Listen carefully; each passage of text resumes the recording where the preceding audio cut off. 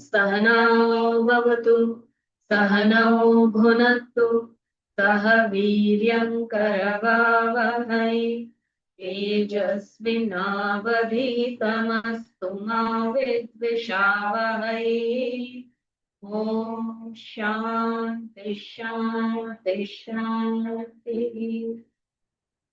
Akhanda Mandalakaram Vyaptam Yena Characharam Tatpadam Darshitam Yena Tasmai Shri Gurave Namaha. Ajnanathimirantasya Jnananjanashalakaya Chakshurunmilitam Yena Tasmai Shri Gurave Namaha. Gurur Brahma Gurur Vishnu Gurur Devo Maheshwara Gurureva Param Brahma Tasmai Shri Gurave.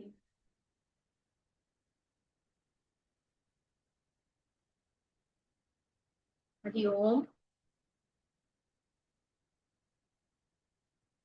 Today we begin in my book, it is page 61, and I think in the new edition it is 66. Just below that diagram, we completed up to there the causal level of our personality, that paragraph we have seen. So today we begin from the gross body contains the 5 organs of perception. That paragraph. Hope you all got it. So I'll start reading from there. The gross body contains the 5 organs of perception: the eyes, the ears, the nose, the tongue, and the skin, and the 5 organs of action: the hands, the legs, speech, genital organ, and the organ of evacuation.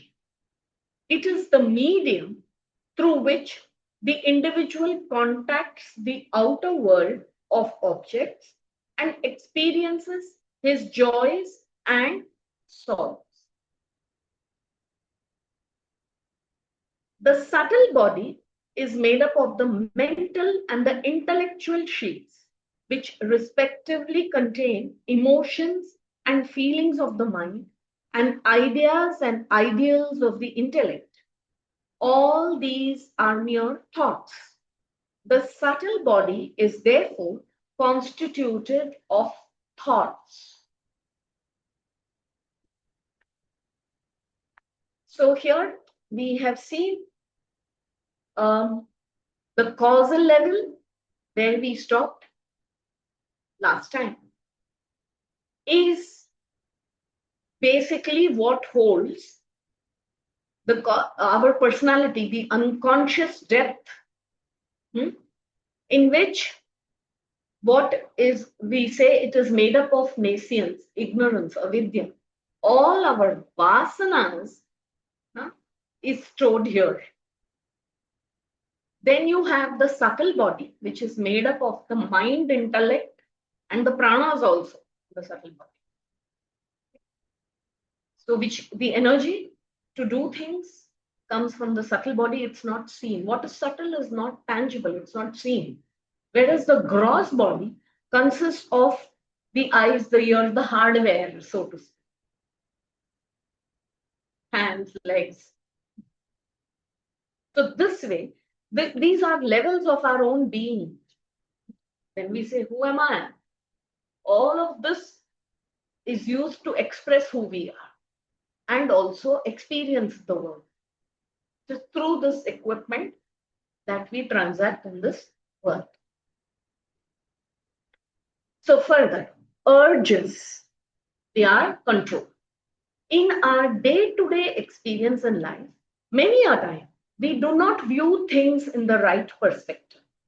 This is normally due to some preconceived notions which we entertain regarding things and beings around us. It is the predicament of man that his vision of the world around him is dictated by his personal bias of the moment. The equipment of understanding, the intellect, always tries to apprehend the things of the world in sympathy with its own existing vasanas, the ultimate propensities. If I dislike you intensely, then even if I see you performing a good deed, I label your actions as vile and vicious. When you are my enemy, the enemy idea will be in my mind whenever I see you doing anything. Even if your work be most selfless and highly dedicated, I will interpret it only in the light of my vasanas. This is true, isn't it? This is where our prejudices and biases come. So we must be careful, really. What we feed into our minds, whether this is a fact, whether it is the truth, we must seek only to feed our mind with facts and truth, not opinions, not biases and prejudices. As much we can keep away from this, because these are mere projections. So that's why we say filter things that come to us, because it's going to stay with us. Also, we must recognize, if I am judging somebody, if I'm making, a judgment, I'm commenting on something. Is it coming from my own prejudice, bias, or viewpoint, or am I really looking at a thing as it is? We should be aware of this. Usually, we are not taught, nor are we told. And we come with our own biases and prejudices to make our enemies and make our friends. Then we say these are like-minded people, so I get along with. We are on the same wavelength, whatever, isn't it? And if it's a person you have already made up your mind about, you have concluded that this person is no good, then even if he is trying, he has done something good, it's very difficult to interpret it that way. We will think he has done it for his own selfish reason, he wanted to show off, he wanted to do this, so he's pretending, all of these. But when we like somebody and that person is our friend, we actually become blind to their weaknesses also. Very often that happens. We don't see their shortcomings. Our attachments do that to us. We fail to see a thing as it is. So here, we are interpreting things only according to our vasanas. So thus, when our mind is prepared to study the science of Vedanta, the Shastras, we will invariably miss their subtle depth meaning. The great statements will get distorted in us to yield to us an understanding which will readily cater to all our existing urges. These urges will not allow us to understand things as they should be understood. A polluted mind renders us incapable of knowing things as they really are. The total urges in our bosom can be broadly classified under three categories. They are the urges social, loka vasana. Then urges physical, deha vasana. And the urge to know, shastra vasana. These are three tragic shackles upon the human personality. At this moment, we all, as members of society, are fully engaged in the standard way of doing things. The standard methods everywhere, adopted by others according to the fashion of the times. This is termed as imitating the world. Lokhanuvartani. Since we live as we are living, we are what we are.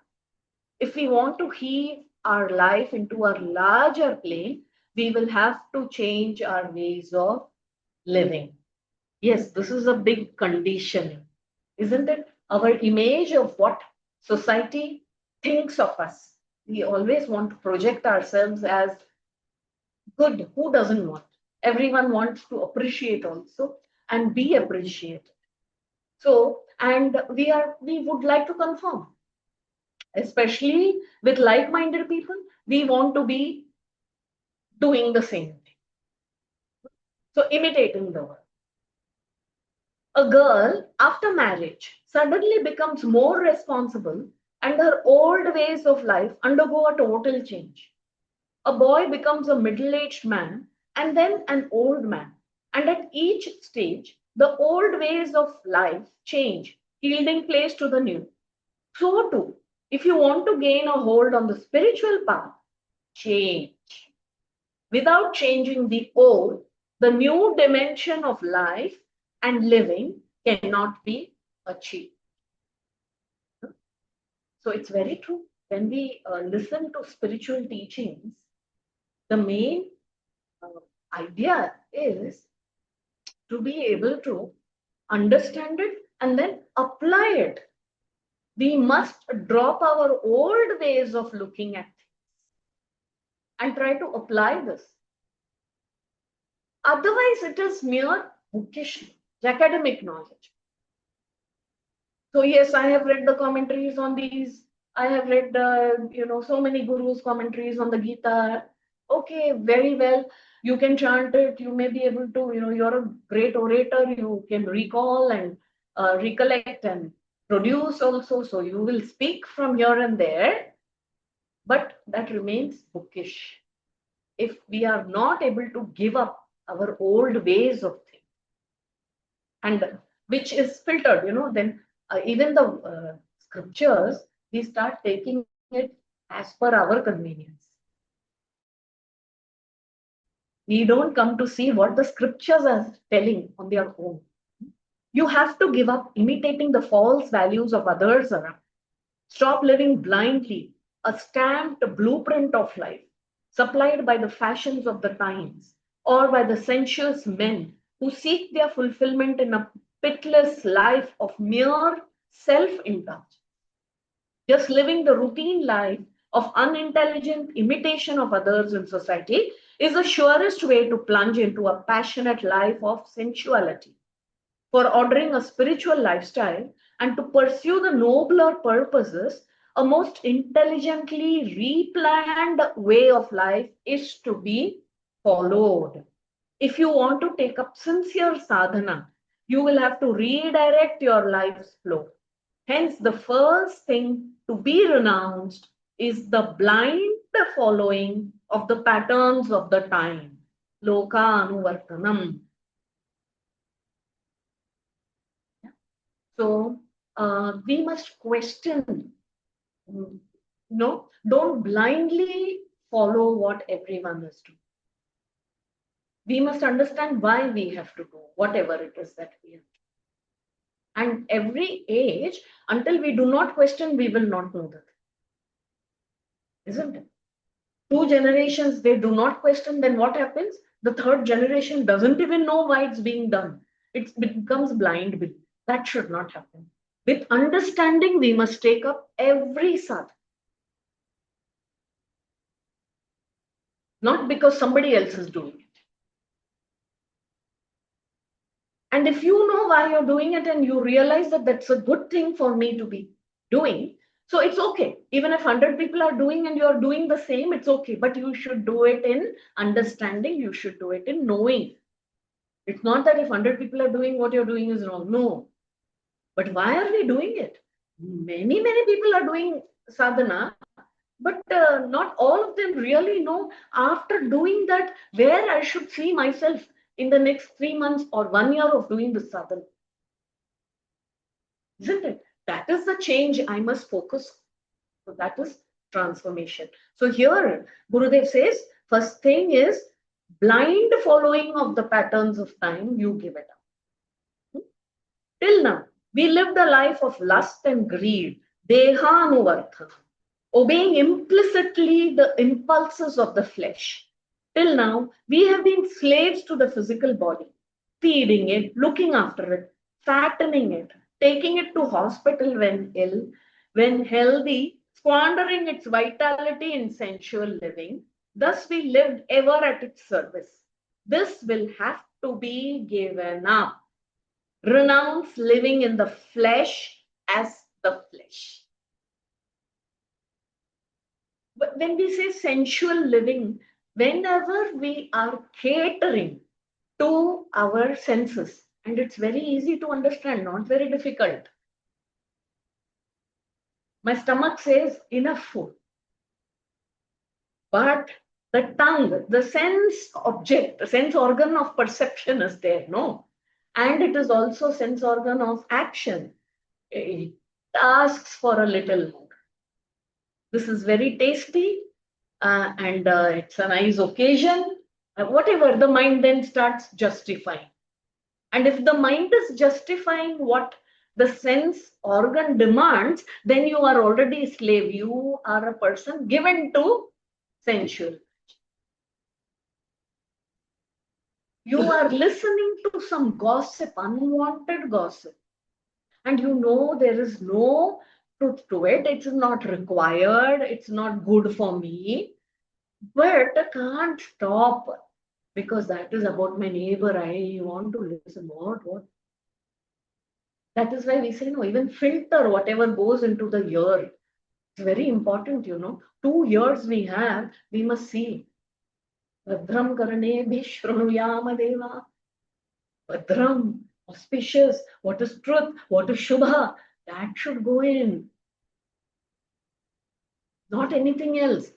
If it is not necessary, if it is not true, if it is not good for me, trash it from there only. Some people say take it from one ear and put it. I say don't even let it go through that. The samskaras, impressions are made, no. Something from our old vasana might come and attach to it, Don't even cut it off here only. We must be alert for this. Do not give in to that. Likewise, the tongue, speaking. When the tongue is used as a sense or organ of perception, taste overtakes us. And then when it is used as an organ of action, then speech, we must control speech. What is spoken? Why is it spoken? How much to be spoken? Some people can't do that. No, they suffer. Go on, rambling. So see how much. Then that person is also given to saying, this is dehanuvartan. A tongue can't stop eating and speaking. The ears are longing for some particular way of listening. Eyes are looking, wanting beauty all the time. Isn't it? So one must know. Spiritual life is not this. Let me contain these things. I must not, as he says, renounce living in the flesh as the flesh. We are spiritual beings. These are mere equipments to go through experiences. We are not that. This must be clear. The next thing to conquer is the blind following of the scriptures without understanding their deeper implication. Shastra anuvartanam. But we cannot do away with the shortcoming in our personality without the word, the body, and scriptures. So make use of the world. Be of healthy body. Make intelligent use of the greatest books instead of following them blindly. When we do not understand, we must go to acharyas. We must go to the ones who know, who have studied, and who we say no shrotriya, who have followed traditionally how it needs to be interpreted. Some people come with questions, and we read about the Gita. It is written like this. I said, where, which book, who's the author? Yeah, because Gita is the most interpreted books, I think translated also in maximum number of books. They give me names of some fiction writer who has become famous writing fiction. And then they pick up, okay, you can write, I have no problem if you all want to write something, but are they an authority? You should go to such a person who has studied the scriptures, not for earning money out of the interpretation that he makes. He is not to be known as a writer, but he has studied, understood, and he can translate and interpret so that it facilitates everyone's spiritual growth, isn't it? So we must see whom are we reading and following. Here, this is important. To put an end to this blind way of living, catering to the urges, we must cultivate sense control. In every religion, the prophets and the seers and men of wisdom are all unanimous in proclaiming the need for sense control in the seeker. And every generation must have felt this curb as an infringement upon their freedom and liberty. The moment we are told, curb your urges, put control the senses, we don't like it. We think these rishis and acharyas are our enemies.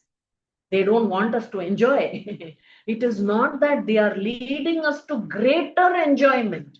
They are leading us to the truest sense of happiness, where there is fulfillment, there is satisfaction, there is no lack. But till the time we are constantly focusing on the grosser and the lesser, we will never come to seek the subtler, isn't it? That is why they say renounce this. We are tempted to argue that if nature has given us these urges, why should we curb them? Why not indulge in them? Why was there a time in the world when there was when was there a time in the world when there was no indulgence? The only difference is that in the past it was all hush hush. But today our youth has learned to indulge in the open. Such arguments are raised by the weak and the cowardly, who feel that the urges are overpoweringly strong in them and they dare not challenge their. So you see what Gurudev is saying? Huh? Bhagavan has made this world for us to enjoy only, no? What all arguments, for this. And if this is the way, says this is because such arguments are raised by the weak and cowardly. Gurudev is being very strong here. And if we feel like we should follow this line of argument, he is already saying you are weak and you are coward because you cannot fight these challenges. You are using this argument, putting forth. True, these urges are always with us. Nature gave them to us. But to conquer and rise above them is to advance to the next stage of evolution. The fishes were and are swimming in water, but the evolver fish decided to adventure forth and try to come out of the waters. It became an amphibian, and in its further evolutionary stages, the bird and the mammal. This is the story of evolution. If your arguments be true, the adventurous progenitor of all of us, that heroic fish, must have been a fool. No, such arguments to be heard and seriously considered must have more bite and greater depth. They should have value, they should have substance and depth to it. Self-control is not practiced to kill the individuality in us, but to add to its tempo in performance, to its daring in vision, and to its brilliance in achievement. The energies dissipated through the senses are conserved in the man of self-control and are channelized into creative fields of nobler undertakings. His memory and judgment improves. His powers of willing and deciding are expanded, and his dynamism in the field of activity is heightened. So you see, why should you practice this kind of self-control? You want to achieve anything in this world, you need to learn to renounce. Sahayajna, this is the word. Cooperation and end sacrificing. This is how this is the mantra when creation happens. And you are doing it for your own evolution. And you are doing it because you want to improve the tempo in performance. You should have a vision and brilliance in achievement. For that, one must take anybody in the material world, as we say, forget the spiritual evolution. If they have conquered something, if they are masters in something, if they have become some successful in something, ask them what all have they sacrificed. And in that will be, definitely you will know. They would have woken up very early in the morning to do riyas, to practice. They would have given up eating certain foods, how much ever they liked it. What is the sense control only? And if you're not ready to do all this, it's not possible for one to succeed in. All the more in spiritual. It is easy to exhort from a grand pulpit to mankind at large. Oh man, control your senses. This is what all religions scream, all scriptures roar, all priests whisper, all parents and elders blabber. A moral value, an ethical virtue can be appreciated, but how can we bring it into the very texture of our day to day living? If this technique is not clearly spelled out, moral preaching can become but a huge bluff, a grand lie, a stupendous also.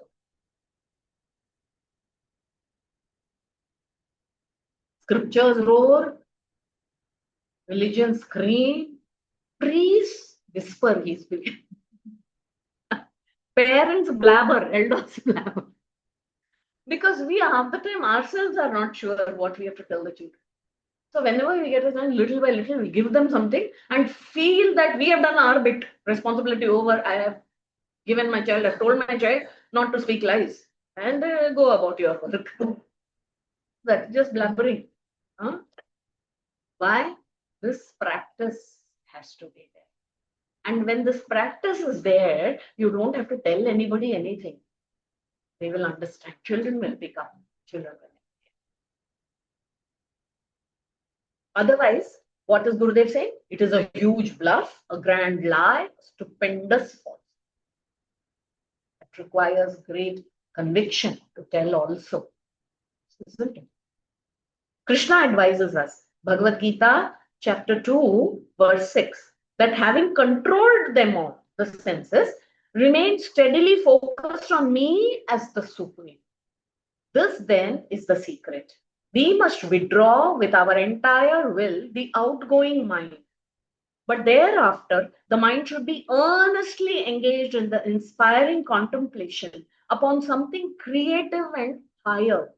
Turn your mind to your goal, no matter if it be spiritual or material. Give the mind a fresh field of ennobling ideals to function and exhaust its energy. Constant awareness of the divine self within, the seat of consciousness, is the secret of holding the mind away from its roaming and its suicidal dash into the fields of sense dissipation. The energies so wasted are now conserved, and such a super dynamic mind is that which achieves spectacular successes. The brilliant and the genius are made in yoga. They are not mere accidents in life.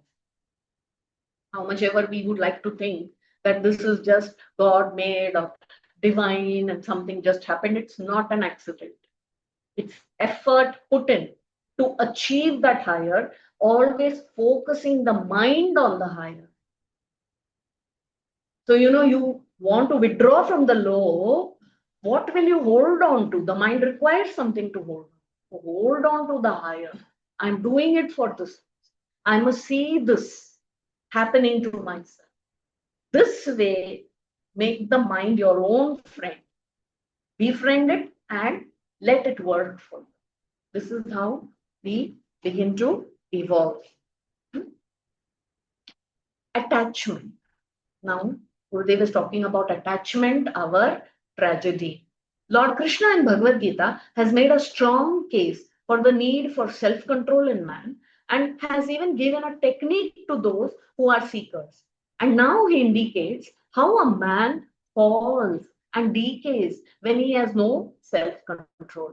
The ladder of fall is indicated in verses 62 and 63 of chapter 2 of the Gita. Even modern psychologists must nod their heads in agreement when the verses are fully understood. From continuous thinking of objects, attachment to them is formed. From attachment arises longing, and from longing, anger. From anger comes delusion, and from delusion, loss of memory. From loss of memory comes ruin of discrimination, and from ruin of discrimination, he perishes.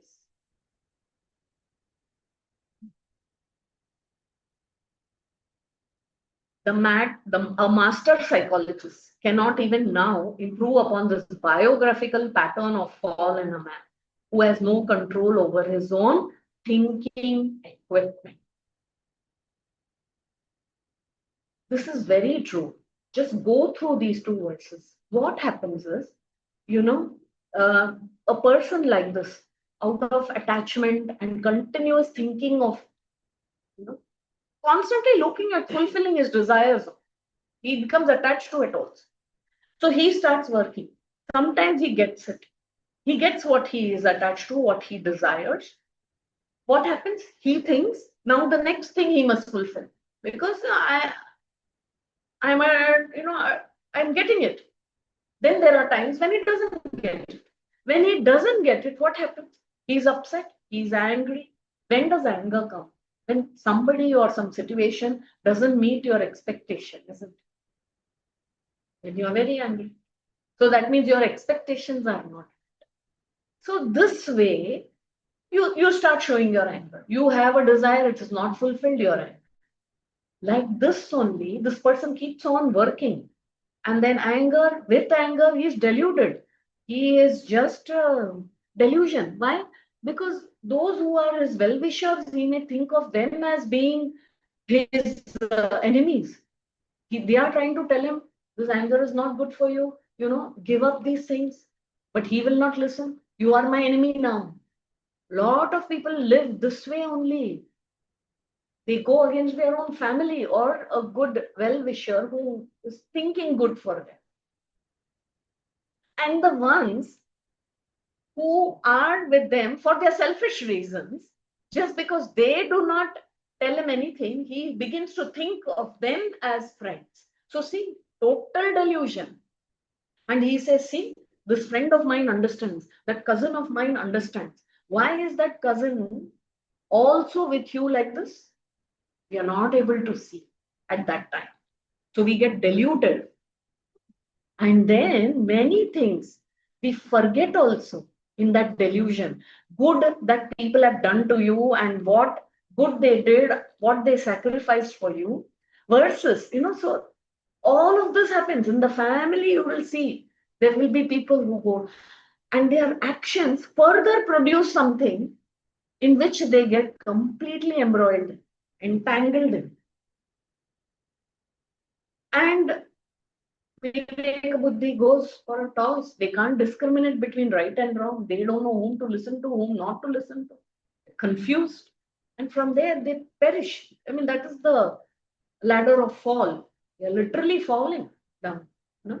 He's not even living like a human being. He's become like an animal because all the animal tendencies are in him. So here we must understand this. So catch ourselves before any of this comes. Thoughts have a knack of constantly repeating themselves in the mind from where they have stemmed from. A sensuous thought running out to embrace an object soon multiplies itself, and the thin rivulet of similar thoughts ruins through the mind, which is indicated as dhyan, continuous thoughts of the same species, sajatiya vritti pravaha. When the thought flow towards a given object or being becomes continuous, it becomes attachment, sangha. All our attachments to the world are forged with our own continuous thoughts. When this attachment increases in its force of flow, it begets the feeling of longing or desire to possess the object of attachment. This desire, longing for objects, is common in all hearts, and as desirable objects are few and the desires are many, it is but certain that 99% of them must get disappointed. Only one can get the object desired, many cannot.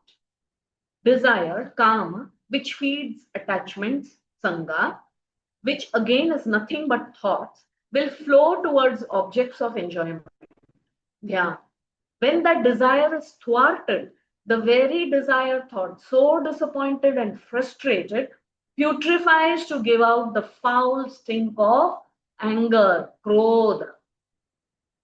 This anger gathers in dark chunks which roll themselves into a dreary shroud, and the reason clouded thus enters into a state of sheer delusion, moha, meaning seeing things that are not, hearing things which have no existence. When you get really angry with me, you start seeing me as a horned devil, morally abhorrent, ethically fallen, devilishly plotting your destruction. The angry man has his own hallucinations and self deluding dreams. He cannot see things as they are.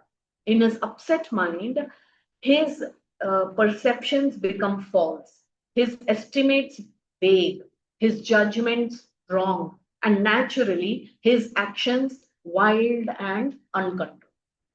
From this delusion of mind, moha froths up, loss of memory, smriti bramshaha. We may carefully study this term as used in the Hindu psychology. Every experience, subjective and objective, leaves its record in us as memories. The total memory of our direct and indirect experiences together becomes our present wisdom. One is a great doctor, a mighty scientist, a brilliant scholar, but all these are but memories of the individuals. Thus, memory here means knowledge and wisdom the individual has gained from his direct and indirect experiences in life. That's what it means. The knowledge. What is the mind? Whatever you know till now, coming from memory? Huh? That much has come from your own direct and indirect experience. That is all, isn't it? So this we must understand. When we get really angry, thereafter our actions are not guided by our knowledge. Even against our own father or teacher, we would readily lift our hand. Wisdom, the total accumulated experience in us, preserved as memories, gets lost. Smriti Bhramsha. When the wisdom is lost, with the loss of memory, Smriti Bhramsha, the individual's power of discrimination, buddhi, also gets lost. Intellect is the instrument by which rational beings discriminate right from wrong, good from bad. This discrimination is possible only with reference to the wisdom we have already gained and stored away in us. For example, we discriminate and judge a cup of coffee as good or bad only with reference to an ideal cup of coffee that we had experienced before and preserved in us as a memory.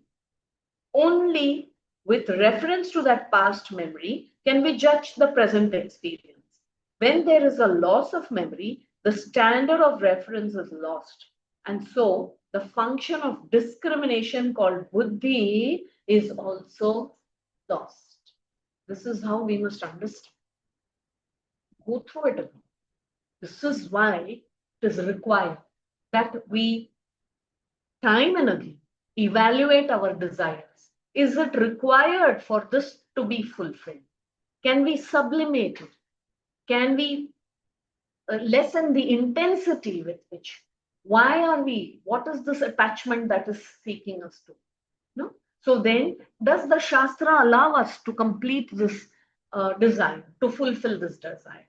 If we can ask and then do. So when we act, why do we act that way? It should not be because oh, because I love to do this, because I like to do this. It should be because this is the right thing to be done. Because I am on the path of spiritual evolution. I need to check, is this the right thing to be done? Then I should be able to, not otherwise. This requires great strength of character, isn't it? And that will come only with self-control again. Everything is connected to the other. Not otherwise. And we are talking of all these vasanas and samskaras and impressions in the subtle body. Many people, they take it only because rishis have told, shastras are saying. But I think now it is beautiful because we have actual experience of this. I saw a video in which there is a lady inspector, police inspector. She is, the video, she's informing the youth, She says, when you go and keep checking certain links, you visit certain websites and links, and what you're doing is you're leaving impressions. And if you're constantly visiting a particular, you're leaving what they call digital footprints. They're calling it footprints. You cannot see these footprints. It is subtle in nature. This all of us have also experienced. If you start searching for something, I'm looking at, suppose I say, okay, Google, I will go to Google and find out what is the good hotel or to stay when I travel to Delhi. I'm doing that, suddenly I will see so many advertisements coming of all hotels in Delhi. What should I do in Delhi? Where should I go? What are the places to see? See? And then what is happening? So many things to do. I was going only for one day. Now what has happened? I am going and looking at those. What all places to see? Should I extend my holiday for 2 more days or 3 more days? Then there are these things that I can do. There will be one shopping mall will come, one advertisement for this will come. And what I'm seeing out starts dictating how I am going to plan my holiday. What I desired and where. And this is happening to us in our mobiles today. Can we understand this? If we can understand, how is this happening? We are attracting those things, isn't it? Because we are leaving digital footprints. That is not seen. How do we know? Now you know. Even your digital footprints are not visible. They are not tangible. Who is managing this? Nobody is bothered to check your links, but it is coming to you. I'm hearing a lot of things, you talk to these IT people and, the ones who are coding and into all of that, they will say there is this echo chamber. Whatever we do is going to that echo chamber, causal body. When you keep referring, then you understand. It is going there, and from the echo chamber, everything is coming back to you. And you think, wow, I learned something new. I have got something. The ones who are into artificial intelligence and all will tell you this. Then when you tell them this is what is called vasana, this is what is called causal body, this is what creates samskaras, and there are those prints. When we talk of imprints in our subtle body, they are saying we don't have any proof. Now, where is the proof for this when they are already doing and they agree to this? They say, yes, we know we are doing it. See, that is why it's important. That why do we say keep ourselves pure? Wipe out all these things. Do not allow for such thoughts to work on all the time. When we call of, the inspector was telling, keep your history clean and don't leave footprints. What is this? Is digital hygiene. This is the way we must hold hygiene ethically. Our energies and our thought forms require to be cleansed again and again. This is why meditation is required. This is why japa is required. This is why chanting is required. They are not mere some religious belief and sentiment. somebody told and we are also, no, when we chant also, we are not focusing on it. That's not the way to be done. We owe it to ourselves that we do not allow ourselves to be contaminated, our subtle body to be contaminated. Man is great only because of his faculty of discrimination. In all other matters, he is just an animal. His superiority over the animals is because of his discriminatory power, his buddhi. When this is not functioning, such a man has fallen low. He perishes. Pranashya. For a man, minus his intellect is worse than an animal. An animal can survive. It has physical resistance and mental impulses to guide it. The poor man has nothing in him for survival if he has not the intellect to guide him, to fulfill his dreams and to attain his visions. The one without proper buddhi is lower than that. So true. Thus, what started as a simple stream of idle, sensuous thoughts, dhyan, became attachments, sangha, to the object. This attachment grew to be desire, calm, which, when thwarted, became anger, krodha. This anger mounts to bring delusions, moha, which destroys all memory, smriti bramsha. This knocks out from us our wisdom and makes us incompetent to discriminate. When the rare power of discrimination is lost, buddhinasha, man has lost everything, he perishes. Pranashyanti. Remember, the fall down the ladder of devolution to utter disaster is caused by a slip in self-control. When wrong thoughts are buzzing through us, we were not alert enough to control their traffic. They slowly broadened out into an irresistible flood, sweeping life's entire beauty and strength, meaning and purpose in its mighty rush to devastation. Self-control is the secret by which a young man can avoid such a suicidal annihilation of his entire future and life's glory. So much has been written about self-control, sense control. We must pay attention to it. And children must be taught this from a young age. Do not allow them to indulge. Let them learn rejection. Let them hear a no. That is how they become strong. That is how they know how to take up a challenge. Not by pampering them and giving them everything that they. Today it's become the norm somehow. We not only pamper them, we indulge in those kind of indulgences. We also indulge along with them. This is not required. Anything to do with the senses and its must be, it is considered very old-fashioned if you're not talking this way. I know it is not cool, isn't it? It's so uncool. How can you, go out here? Do you belong to some dinosaur age or what they say? You can't be moving around social circles. But why not create these circles for ourselves if that is what is good for the entire humanity?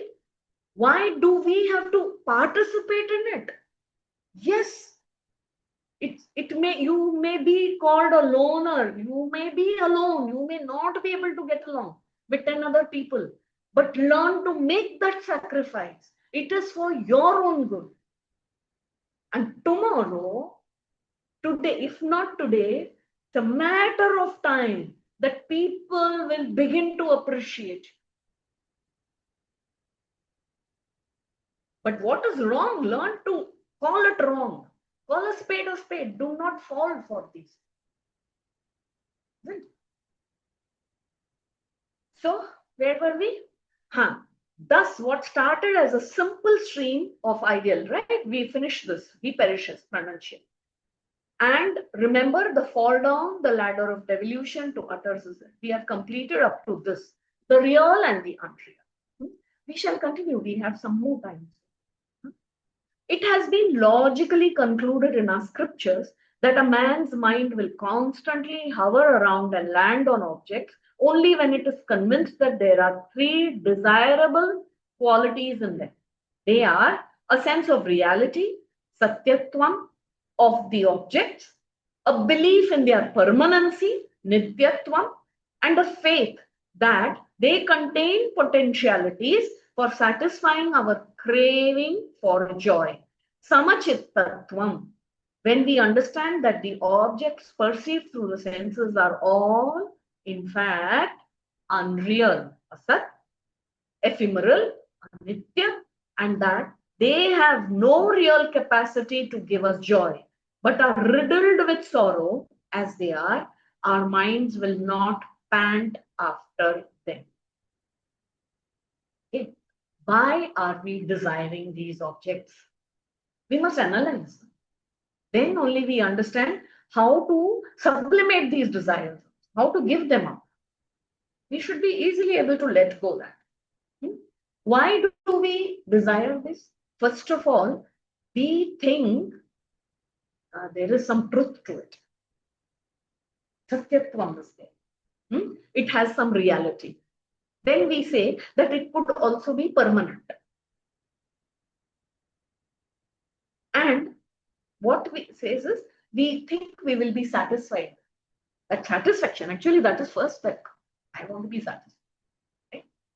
But when we understand that these objects by themselves do not have these, then we think, oh, then why am I running after it? Isn't it? In Vedantic literature, the real and the unreal are very scientifically distinguished.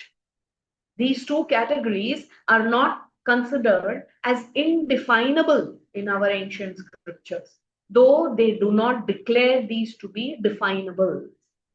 The rishis have clearly indicated what constitutes the real and what are the features of the unreal. That which was not in the past and which will not be in the future, but that which seemingly exists only in the present is called the unreal. What was not in the past, what will not be in the future, but seemingly exists now, apparently exists now, that is called unreal. Naturally, the real is that which defies all change and remains the same in all periods of time, the past, present, and future. Thus, in an ordinary example, when one misunderstands a post in the dark to be a ghost, the ghost vision is considered unreal as compared to the post, because the hallucination cannot be permanent and it does not remain after the rediscovery of the post. Similarly, on waking up from our dream, we do not get anxious to provide for our dream children, because as soon as we wake up, we realize that the dream was unreal. By reference, therefore, the real is that which exists at all times the same in the past, present, and future. The post is relatively real. It was, it is, and it will be. The ghost vision was unreal as it was not, will not be after recognizing the post, but is apparently seen now in the present. Here, see what Gurudev says. So we know what is unreal, what was not there in the present and may not be in the future, but just is there right now. These are things that is unreal. So obviously, what is real? That which was always there, which will continue to be there, which is continuing even now, and it is not changing. See, if it has changed, then the same thing is not available as it was. That means it was something else, now it's not there, which is unreal. So it has to be changeless and it has to be available. Here, he takes the example of a post and a ghost. Like a typical Vedantic example is the rope and the snake, Rajyu Sarpa. Here, he says that maybe the street light at dusk time, and maybe in the forest, crossing you see the post. And if you have those street lights with the two lights, the post going in two directions, and that white light coming, it might seem like there is a ghost hanging somewhere up there. That ghost vision is there. So this man is very scared. Hey, I saw a white ghost there and no legs. Typically, ghost means they will either have two left legs or whatever. And I couldn't see, everything was white. So we already have heard these stories. So even our ghost vision comes from that only, memory, of what we know of. Cannot be a different ghost. It has to have very similar. So here he sees that. But later he sees that, oh, in the morning he says, Array, there is the silver colored post with its white tube light. In the night, it appears like a ghost. So now what has happened? The ghost vision has gone, but the post remains. So the post is real, ghost vision is unreal. Something that comes and that goes. This we must understand very clearly. It's a very simple example, isn't it? And this can be told even to children. They will understand it very well. They will remind us. If we are sorrowing, grieving for some unreal thing, best is to tell children. They will say, what you are doing, your shakers and movers. You should immediately come back. Yes, child, what you told me is correct. Good, you reminded. No? What parents do is they don't tell all this to children because they will get caught. The child may carry that, So we must, because these examples are just to show us what is real. Focus on the real. Do not focus on what is coming and going. And give it value for what it is. It's coming and going. So it's there now. So you're enjoying it while it is there. If it's not there, I always knew it's not going to be there. It's going to come and go. Why should I be crying over this? This is what one Krishna tells Arjuna. You're grieving for something that wise men would not grieve. What is coming and going? Why are you grieving for it? And the real can never go away anyway. So really, even that way, it makes no sense. So dream is also like that. In the dream, what happens? I have my dream children and I'm worried about how to provide for them. But when I wake up, oh, they're all gone. You say, it was only a dream. So no problem. Isn't it? But that awakening has to happen. The life in our matter envelopments, we know is finite.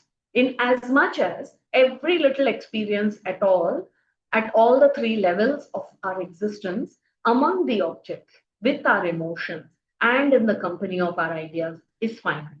The body changes every moment, the mind evolves, and the intellect grows. All changes, evolutionary movements, and growths are indicated by a constant death of their previous state, in order that the thing concerned may change, evolve, and grow. Body, mind, and intellect are ever changing in us, and all of them, therefore, according to our definition, cannot be real. Everything that we see changes. That means today it is not what it was yesterday. The death of its previous stage has happened, which means it's gone. It's not real. Or if it's constantly changing, and according to this keeps changing, The sense objects that we hanker after, our desires keep changing, depending on many other things. Our thought processes change, our emotions towards those objects also change. So what of it is real? This we must reflect, ponder over, contemplate. This is the key, understand. But is there a real entity behind it all? In order that change may take place, no doubt, a changeless substratum is necessary. for the waters of the river to flow, a motionless riverbed must exist. Similarly, in order to hold together millions of experiences at the levels of our body, mind, and intellect, and to give us the experience of an integrated whole, which we call life, we must necessarily have some substratum, changeless and real. Isn't it? Because if we know that the body has changed, it is not what it was. The mind has changed.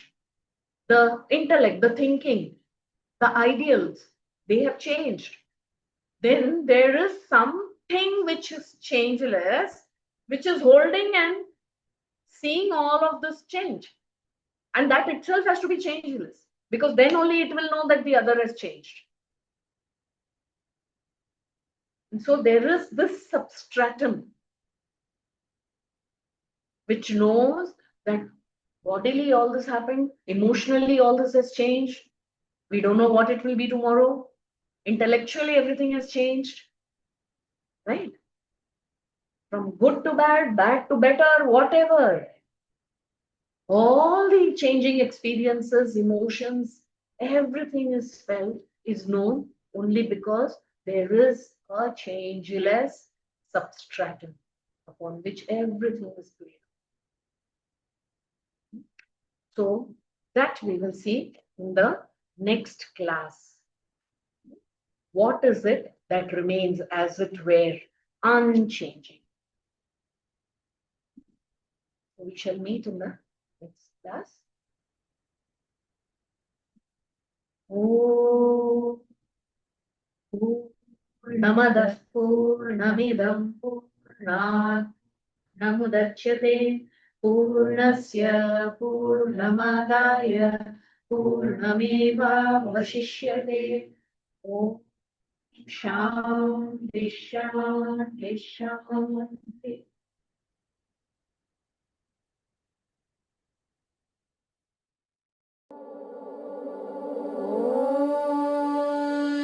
Shanti.